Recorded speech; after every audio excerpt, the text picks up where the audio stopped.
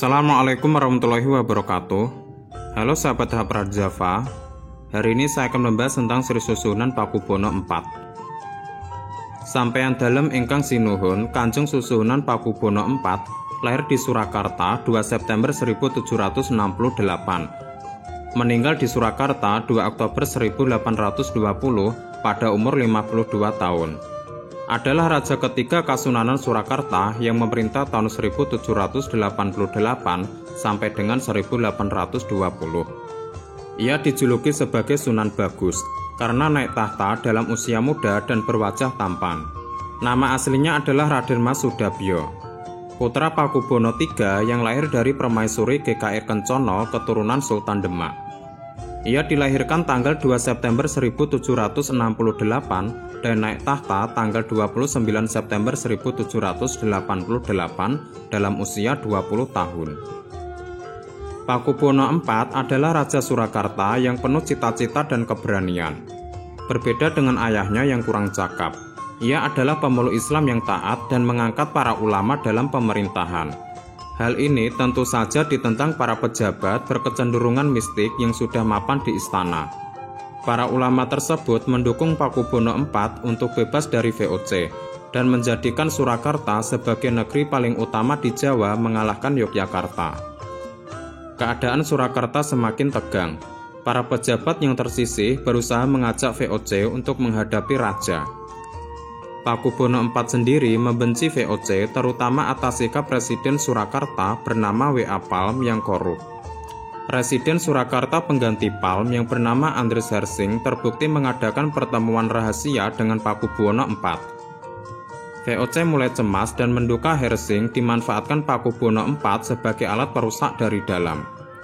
VOC akhirnya bersekutu dengan Hamengkubuwono I dan Mangkunegara I untuk menghadapi Pakubono IV.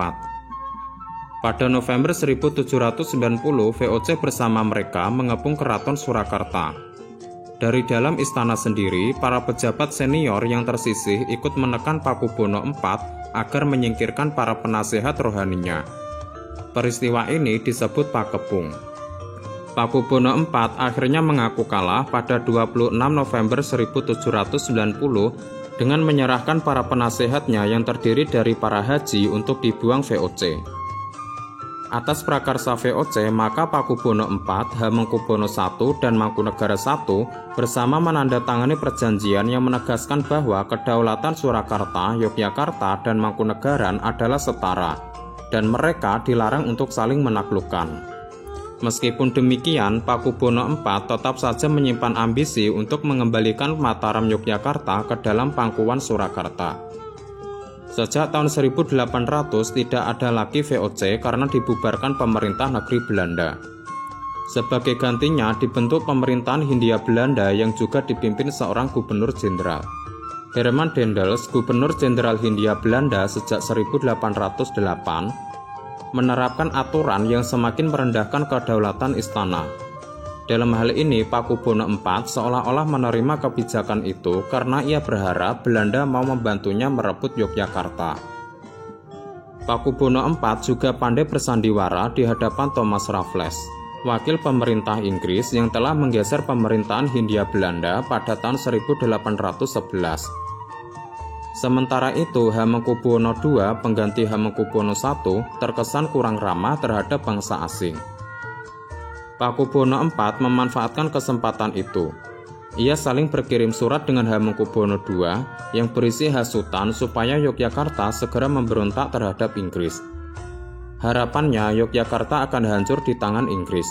Pihak Inggris lebih dulu mengambil tindakan. Pada Juni 1812, Istana Yogyakarta berhasil diduduki dengan bantuan Mangkunegara II dalam peristiwa yang dikenal dengan nama Geger Sepehi. Hamengkubuwono II sendiri ditangkap dan dibuang ke Penang. Surat menyurat antara Pakubono IV dan Hamengkubuwono II terbongkar. Pihak Inggris tidak menurunkan Pakubono IV dari tahta, tetapi merebut beberapa wilayah Surakarta. Pakubono IV belum juga jerah. Pada 1814 ia bersekutu dengan kaum Sepoy dari India, yaitu tentara yang dibawa Inggris untuk bertugas di Jawa. Tentara Sepo ini diajak Pakubono IV untuk memberontak terhadap Inggris, serta menaklukkan Yogyakarta yang saat itu dipimpin Hamengkubuwono III. Persekutuan ini kandas pada 1815. Sebanyak 70 orang Sepo yang terlibat pemberontakan diadili pihak Inggris. Sejumlah 17 orang diantaranya dihukum mati, sedangkan sisanya dipulangkan ke India sebagai tawanan. Thomas Raffles juga membuang seorang Pangeran Surakarta yang dianggap sebagai penghasut Pakubono IV. Pakubono IV masih menjadi Raja Surakarta tanpa diturunkan Inggris. Sebaliknya, ia mengalami pergantian pemerintah penjajah dari Inggris kembali kepada Belanda pada 1816. Pakubono IV meninggal dunia pada 2 Oktober 1820. Ia digantikan putranya yang bergelar Pakubuwono V. Semasa hidupnya, Pakubono IV dikenal sebagai Sinuhun Wali karena ia terkenal sangat dekat dengan kaum ulama. Lagi pula, beliau memang gemar bertapa, ahli zikir, di mana tingkat ilmu rohaninya memang sederajat waliullah. Terbukti banyak situs-situs bekas tempat berdoa beliau. Semua membuktikan beliau adalah raja rakyat, raja yang sangat mencintai rakyatnya. Selain dikenal sebagai ahli politik yang cerdik, Pakubono IV juga terkenal kemampuannya dalam bidang sastra atau kapujanggan, khususnya yang bersifat rohani. Ia diyakini mengarang naskah Serat Wulangreh, Serat Ciptowaskito, dan lain-lain yang berisi ajaran-ajaran luhur untuk memperbaiki moral dan budi pekerti. Selain Pakubono V, ada 2 lagi putra Pakubono IV yang menjadi Raja Surakarta, yaitu Pakubono VII dan Pakubuwono VIII.